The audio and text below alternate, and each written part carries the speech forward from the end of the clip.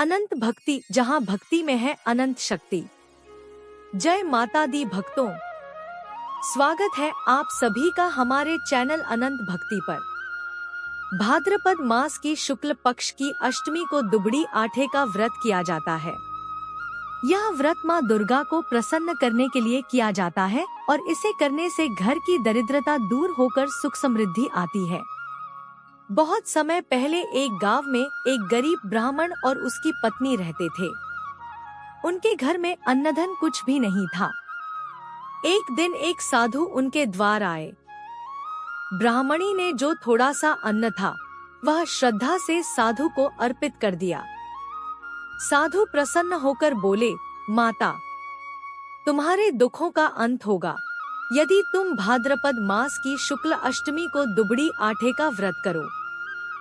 चौकी पर लाल कपड़ा बिछाकर गेहूं की दुबड़ी रखो, माँ दुर्गा की प्रतिमा स्थापित करो, धूप दीप जलाकर फूल, रोली और चावल अर्पित करो, गुड़ और खील का भोग लगाओ और चने का वायना बनाकर किसी ब्राह्मणी या सुहागिन को दान करो।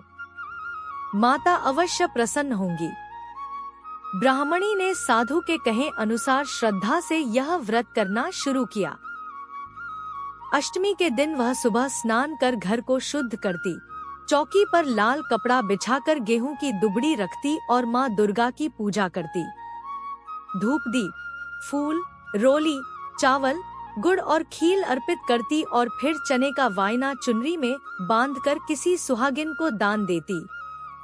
कुछ ही समय में उनके घर की दरिद्रता दूर हो गई और धन धान्य की वृद्धि होने लगी। उनके घर में खुशियों का वास हो गया और तब से यह व्रत दुबड़ी आठे के नाम से प्रसिद्ध हुआ। भक्तों, भाद्रपद अष्टमी को श्रद्धा से किया गया यह व्रत मां दुर्गा को अत्यंत प्रिय है। इसे करने से परिवार की सभी बाधाएं दूर होती हैं, सुख समृद्धि आती है और संतान पर आने वाले संकट टल जाते हैं। अनंत भक्ति, जहां भक्ति में है अनंत शक्ति। यदि आपको यह कथा अच्छी लगी हो तो लाइक, शेयर और सब्सक्राइब करना न भूले ताकि और भक्तों तक भी मां की कृपा पहुंचे। जय